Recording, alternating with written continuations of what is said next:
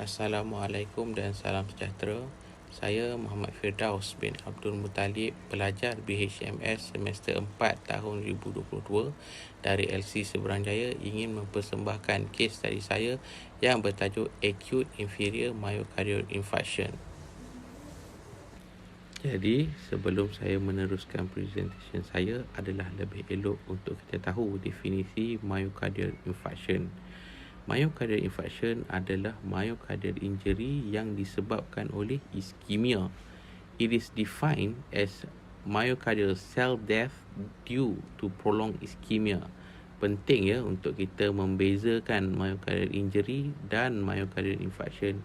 Myocardial injury boleh disebabkan oleh dua perkara, iaitu ischemia dan non-ischemic cause, manakala myocardial infarction pula hanya boleh disebabkan oleh ischemia.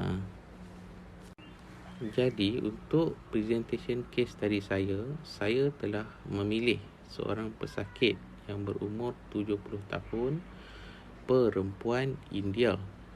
Beliau mempunyai sejarah penyakit kronik seperti darah tinggi, kencing manis dan dyslipidemia sejak 5 tahun yang lepas. Beliau telah mengambil ubat-ubatan bagi penyakit-penyakit kronik beliau di klinik kesihatan yang berhampiran dengan rumah beliau.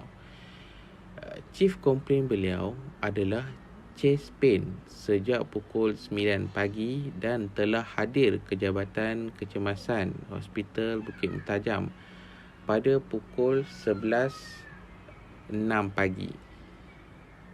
Chest pain tersebut digambarkan oleh beliau sebagai heavy in nature. Pain score beliau adalah 5 daripada 10. Rasional mengapa saya memilih kes acute myocardial infarction ini adalah kerana prinsip time is myocardium. Prinsip ini menekankan tentang kepentingan masa apabila berlakunya kejadian acute myocardial infarction. Setiap masa yang terbuang akan menyebabkan lebih banyak cell death in myocardium. Selain itu, saya juga ingin membantu dalam usaha reperfusion strategi di Hospital Bukit Mentajam. Ini bagi mencapai door to needle time.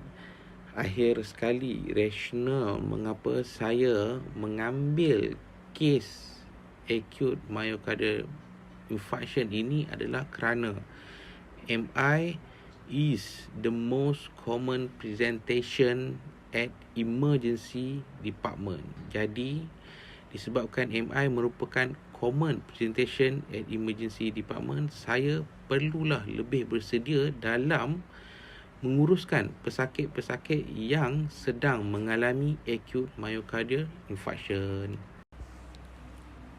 Seterusnya, condition of the patient. Pesakit telah hadir ke Jabatan Kecemasan Bukit Mentajam pada pukul 11.06 pagi. Chief complaint beliau adalah sakit dada bermula sejak pukul 9 pagi lagi. Pain score adalah 5 daripada 10. Chest pain was described as heavy in nature. Selain itu, pesakit tiada SOB, sesak nafas, tiada vomiting, no pallor, no cyanosis, no fever mahupun URTI symptom.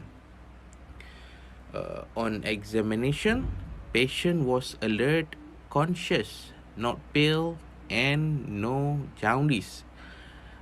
Airway pesakit adalah pattern dan normal.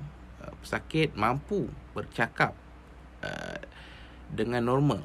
Breathing pesakit adalah adequate dan normal. Circulation juga normal. Lung clear. Air entry equally on the both side. Cardiovascular system normal, dual rhythm, no murmurs. Per abdomen pula soft and non-tender. Akhir sekali, no pedal edema. Bagi vital sign pesakit pula, tekanan darah pesakit adalah sistolik 116 dan diastolik 61. Nadi 86, MAP beliau 85, respiration rate 20. SpO2 under room air adalah 98%. Suhu 36 darjah Celsius. Pain score seperti yang telah di present sebelum tadi, 5 out of 10. Dan CBS 12.4. Bagi investigation pula, prosedur ECG telah dilakukan ke atas pesakit. ECG finding adalah ST elevation pada lead 2-3 AVF. Selain itu, terdapat juga reciprocal changes pada lead 1 dan lead AVL. Selain itu, right-sided ECG juga dilakukan. Terdapat ST elevation pada lead V4R, right, indicating right ventricular involvement. Posterior ECG juga dilakukan dan hasilnya terdapat ST elevation pada lead V7, V8 dan juga V9. Di slide ini pula menunjukkan lead with ST elevation, affected myocardial area dan juga occluded artery. Jadi, setelah mengenal pasti lead 2-3 AVF terdapat ST elevation, maka dapatlah kita rumuskan mengikut jadual ini kawasan myocardium yang terdedas adalah kawasan inferior. Selain itu, jelas dapat dilihat melalui jadual ini occluded artery atau culprit vessel bagi kes ini adalah 90% berpunca daripada right coronary artery dan 10% lagi berkemungkinan berpunca daripada circumflex artery. Okey, seterusnya di slide ini pula menunjukkan anatomi culprit vessel tersebut, iaitu right coronary artery. Kita boleh tengok right coronary artery dan juga circumflex coronary artery. So di sepanjang salur darah ini boleh berlakunya infarction yang akan menyebabkan myocardial infarction. Okey, bagi penyiasatan makmal pula, pesakit telah diambil darah untuk penyiasatan makmal seperti SBC, RP, LFT, coagulation dan juga CKMB. Bagi nilai FBC, total white cell adalah 12.6, nilai HB 13, platelet 314. Untuk RP, nilai urea adalah 6.34, potassium 3.8, sodium 138, kalsium 130. Coagulation, nilai INR adalah 1.05. Dan yang paling penting sekali adalah result CKMB. Kita tengok dalam jadual di slide ini, 3 hari bulan 4, nilai CKMB meningkat ke 107 dan nilai CKMB pada 4 hari bulan 4 pula terus meningkat ke 127 dan menurun pada 5 hari bulan 4 2022 ke nilai 42. setelah mengambil kira semua hasil investigation, makmal dan juga ECG tadi, maka provisional diagnosis yang dapat dinyatakan dalam kes tadi ini adalah acute inferior myocardial infarction with right-sided and posterior involvement kilip 1.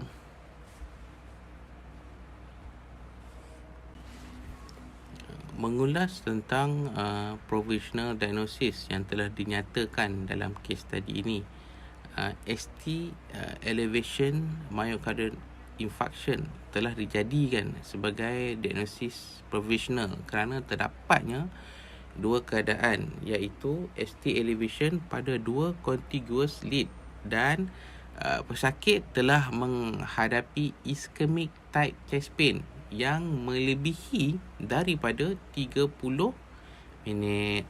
Selain itu, keputusan CKMB juga turut menyumbang kepada diagnosis ini, di mana kita lihat terdapat rise in CKMV value. Okay?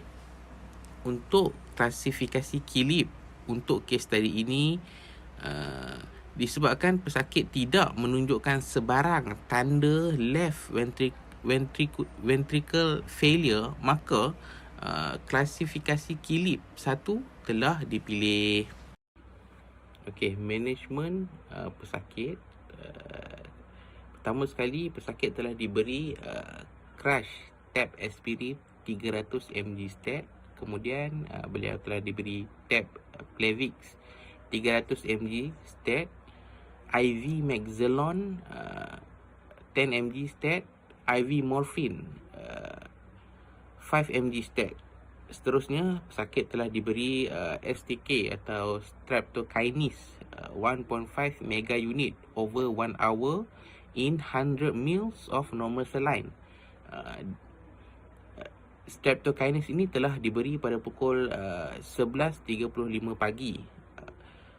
Setelah STK diinfuse kepada pesakit, kita nampak dia punya BP drop ke 100 sistolik, 49 diastolik, NAP dia 64 dan heart rate dia meningkat ke 106.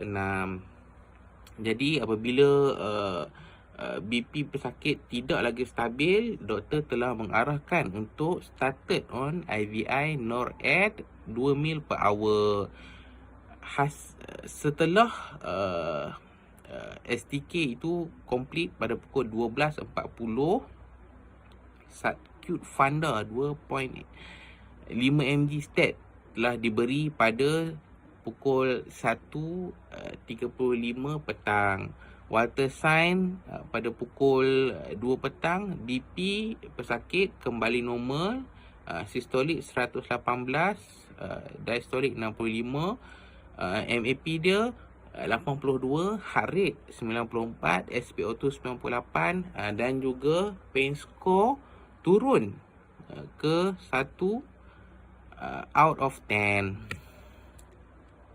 Okey, selepas post fibrinolytic therapy, kita repeat balik ECG.